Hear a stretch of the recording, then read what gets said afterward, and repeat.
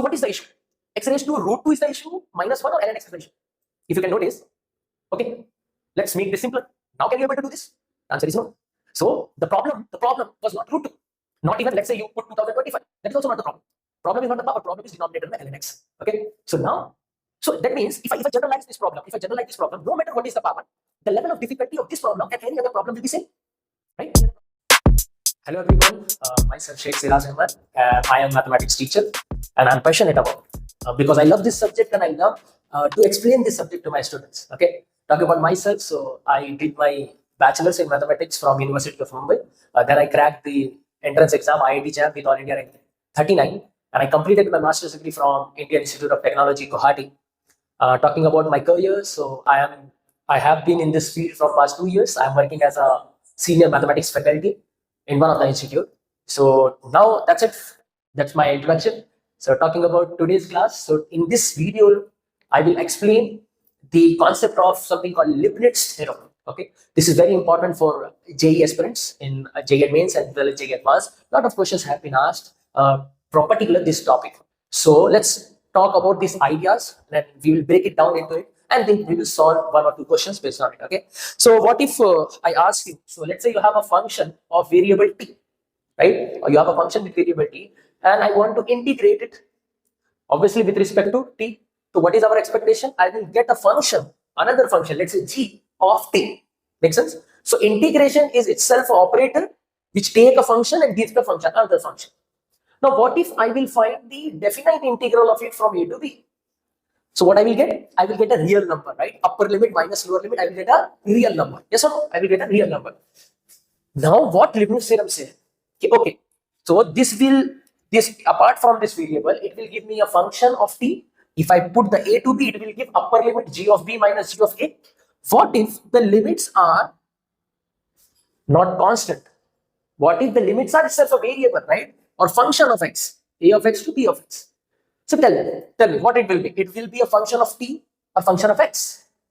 Yes, it will be a function of x, right? Because it will be a some function of t, but upper limit is function of x and lower limit is function of x. So instead of number, you will get a what? You will get a variable in terms of x, function of x. Now Leibniz theorem says, so if it is a function of x, I can differentiate it with respect to x. I can differentiate with respect to x. Okay. And how one can differentiate? So this theorem said, what you have to do, you just put upper limit. So instead of t, you put b of x into the derivative of bx. That means b dash x. So upper limit into derivative of upper limit minus lower limit into the derivative of lower limit. Yes, very simple, straightforward, nothing else. So this is point 1. This is the smaller version of what actually Leibniz theorem is.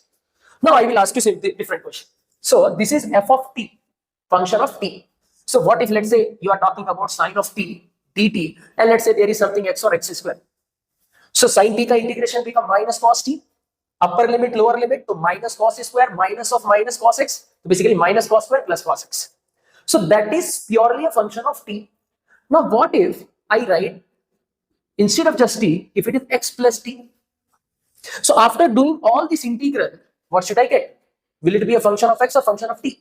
See, I cannot separate this x from here. Isn't it? I cannot separate it because, can you see this? Sin x is here. So sin x cos t plus cos x sin t. So I cannot separate x ka term. But while doing the integration with respect to t, I will assume x is constant. So see, x ka part is alone. Now we have t ka part. I will integrate that t ka part. But after integrating, what I have to do? I have to put the limit, upper limit, lower limit. So after putting the upper limit, lower limit, again it becomes the function of x. So can I say this whole thing is what? Function of x. So if whole thing is function of x, this is the more general from that, yes or no? So I'm telling you, what if it is not just function of t? What if it is function of x and t both? And you cannot separate it. No? It's a explicit function, not explicit. It's an implicit function of x and t. Then after integrating from ax to bx, it will be still a function of x. This whole thing is function of x. If it is so, then I can again differentiate with respect to x. So this is the modified or general version of this Leibniz theorem. So what it said? It said the similar thing, f of upper limit minus f of lower limit into the derivative of it plus some extra term, and that is what it is important. So f of upper limit, so f of x comma, because you are putting upper limit on t, not x. So instead of t, you will put b of x into the derivative of upper limit minus f of lower limit, that will be f of x comma a of x into the derivative of lower limit, that will be a dash of x. That's it? No. Plus one extra term. And what is that? So see, this is f of x comma t. So what Leibniz theorem said, you try to remove the x part because you are different, you are integrating with respect to t to try to create everything in terms of t. So if it is x comma t, you try to remove this f part while doing the partially differentiate, because it's a two variable function. I cannot fully differentiate, so I will differentiate partially with respect to x, and whatever I will get, I will integrate from ax to bx, and this thing with respect to t. So this is the general idea of Leibniz theorem when the function is x comma t. Now if you will recall this, here it is a function of t alone. So if I extend this result to this, f of upper limit, f of lower limit, plus what else should be there? Del by del x of ft. Del by del x of ft. Ft is a function of purely t, so the partial derivative becomes 0. That is why you are not seeing this here. Yes or no? What I am saying is the del by del x of ft is there, but you are not able to see. Why? Because it's a function of purely what? T, and you are differentiating with respect to x, so it fully becomes 0, right? So this is more advanced and more standard version. Now we will solve one or two questions and see the application of this. Okay, so let's see that. So yes, now look at this question. Find minimum value of fx equals to 0 to x integral t minus 1 into t minus 2 whole square dt. So listen, you have two ways to do it. The very first way is what? Sir, what I will do? It is t minus 1 into t minus 2 square. I will expand it, I will multiply it, and I will integrate upper limit minus lower limit, blah blah, and then I will get a function. What I will get? Then I will get a function, and after getting the function, I will go back to the chapter called application of derivative. Yes or no? Yes. What is application of derivative? How to find minimum value, maximum value? Maxima, minima concept, right? F dash equals to 0. Then find the roots of it. Then put in the f double dash. Who will give the minimum value? F double dash of value which is positive will give the minimum value, and f double dash is negative will give the maximum value. But don't you think it will be very lengthy method, right? And anyway, to find the maximum minimum value, to find the point at which it has a maximum minimum value, we do not require the function by definition. Anyhow, what we need to do? F dash, f double dash. Yes or no? F dash, f double dash. So I can differentiate it. So that means I am telling you don't. So I can directly differentiate it without doing the full integration. Yes. And who will allow to do this? This person. We have what? We have the Leibniz, right? So how to differentiate this thing? So you see, it is purely a function of t. So it is the Leibniz theorem part 1. Yes, Leibniz theorem version 1. So I can easily differentiate it. So if it is ft and limits are not constant, limits are variable. So what will be? F of upper limit into derivative of upper limit minus f of lower limit into derivative of lower limit. So I am saying, okay, sure, let's do the differentiation of it. So upper limit, instead of t, you put x, so x minus 1 into x minus 2 square into 1, upper limit ka derivative, minus, then put the 0. But do you think if you put 0 here, it will be 0 minus 1 into 0 minus 2 whole square into the derivative of 0 again 0. So this whole thing becomes 0 h. So we have this f dash x minus 1 into x minus 2 ka whole square, right? Now what I will do, I will consider this as 0, then I will find the critical points. So points are 1 and 2. Then I will find the f double dash, I will put there, then I will see which will give the minimum value, which will give the positive value. At that point, function attains minimum. Rather than doing that, what is the idea of finding minimum maximum value? Just look at this. So how, let's say you have a function which is attaining a minimum at certain value. Let's say this is the point x. So if function has a minimum at x, how it will look like? It is look like this, decreasing, and after a certain point it start increasing. So after a certain point, when it start increasing, at this point you will find the minimum. So just listen what I'm saying. If function is decreasing, and it start increasing, then it will attain a what? Minimum value. That means if function is decreasing, means what? F dash will be negative or positive. Yes, it will be a negative. So f dash. Now let's see the f dash ka sign. Negative at this point, and positive.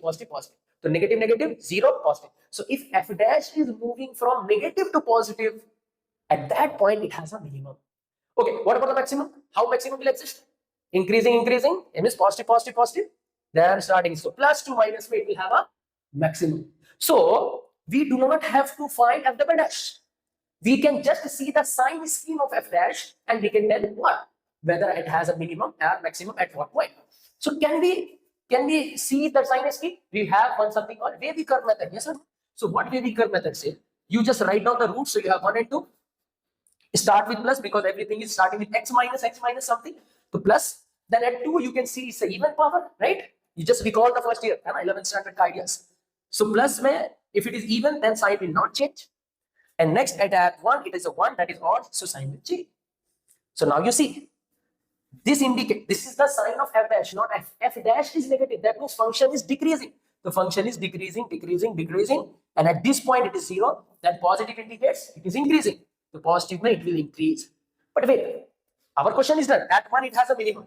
But what will happen at 2? Because at 2, f dash is 0, but f double dash is positive, okay, and not changing the sign. Do you remember? If we take the f double dash at 2, that will be 0. That is called what? Point of inflection. And how it will look like? It will look like this. Yes, it will look like this. So this is what the function also you can draw by doing the f dash x. We don't know what is f x, but f dash x ke through we can draw the what? Function also. Right? So that is sure that at x equal to, because function is changing the sign from minus to plus. So at x equals to 1, fx attains what? Minimum.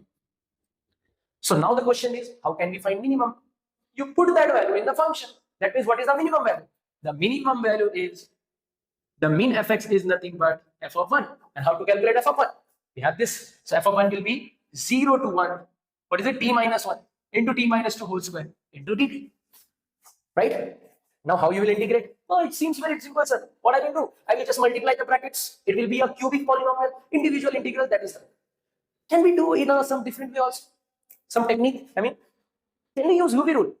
I mean, you can use UV rule. If I consider this as u, in the derivative of u, that will become 1. And our work will reduce. Yes? Understood? So our work will what? Reduce. Now, or we have another method. That is best. What I will do, instead of writing this 0 t minus 1, I will write t minus 2 plus 1. Minus 1 minus 2 plus 1 into my t minus 2 whole square dt.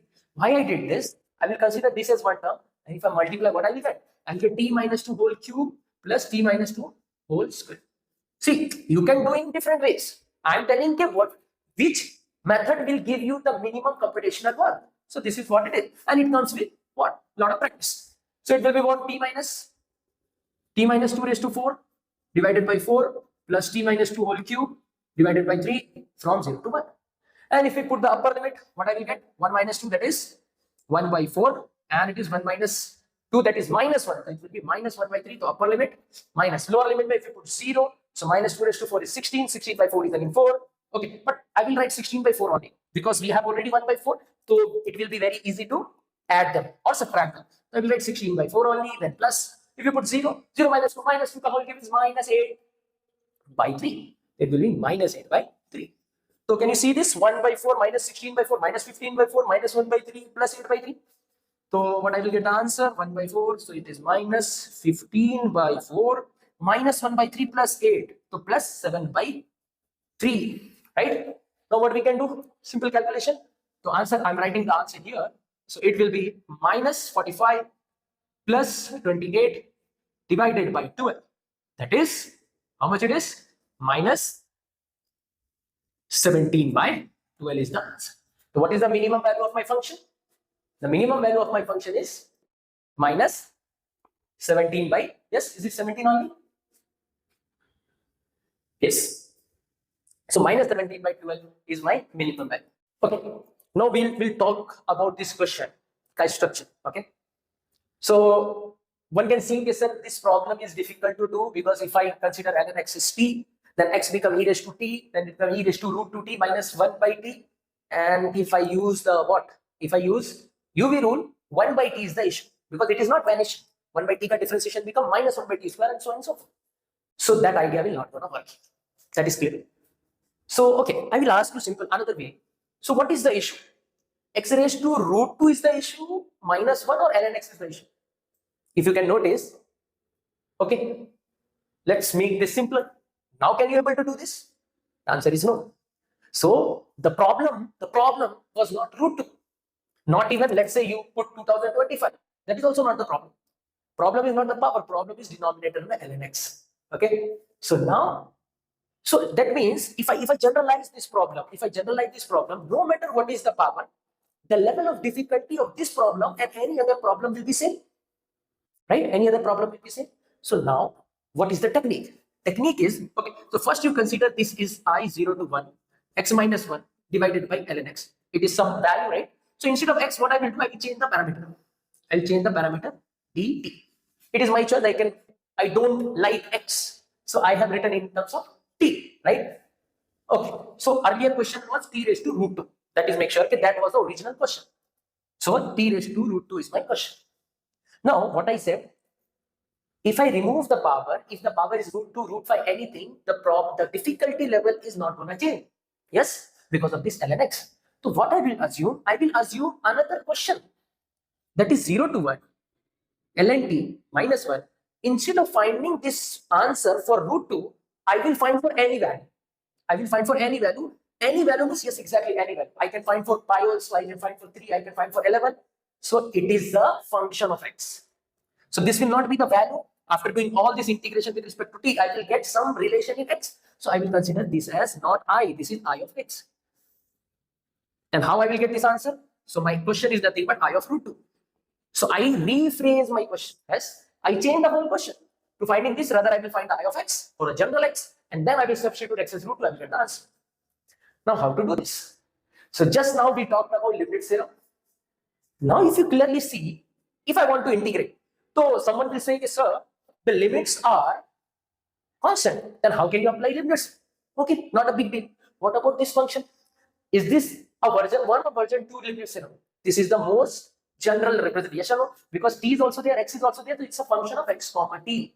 It is a function of x comma t. So what was the Leibniz theorem? If you have x comma t and you are integrating from ax to bx with respect to dt, and if you want to differentiate this, how it will look like?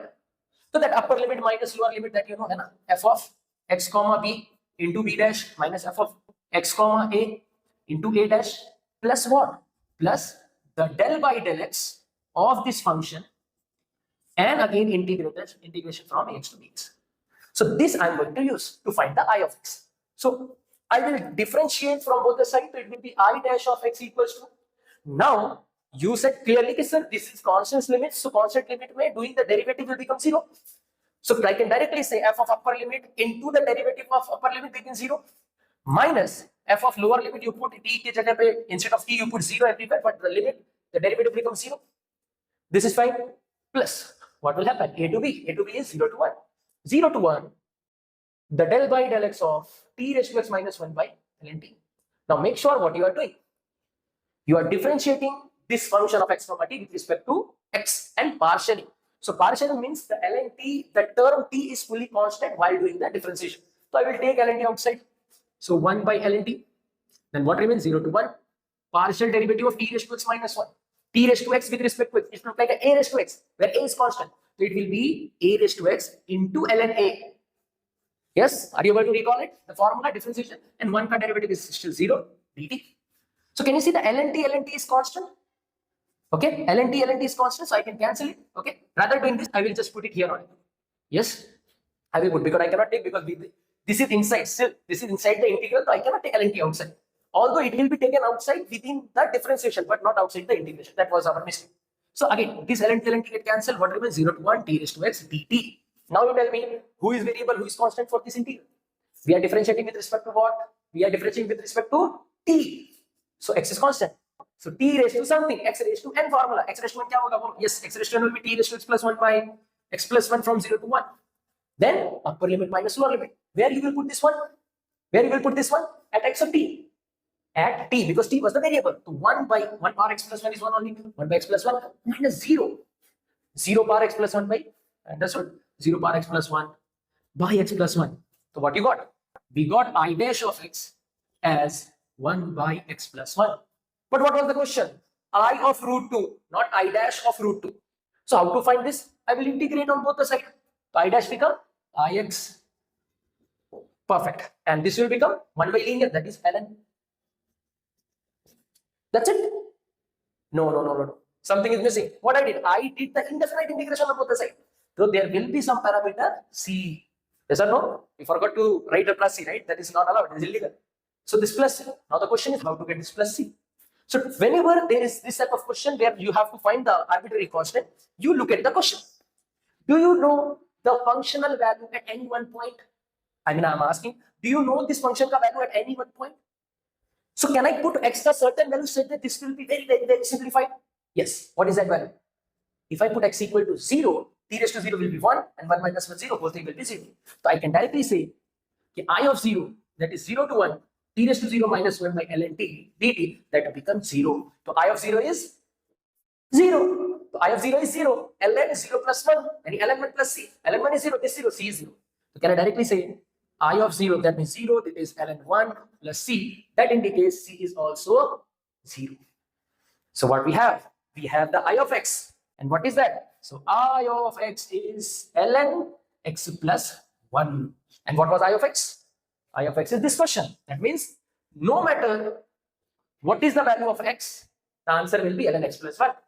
No matter what is the value of x, what is the power, answer will be ln of that plus 1. What will be I of root 2 plus 1? This will be ln root 2 plus 1.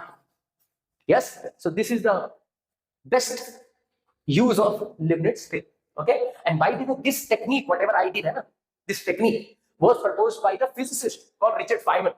And this type of integrals are called Feynman techniques. Okay, so if you get time, search on it. These things are there on YouTube. Okay, so that's it for today, guys. And we talk about Leibniz theorem, we talk about its uses, its application, and these are the related to JEE Mains and JEE level problem.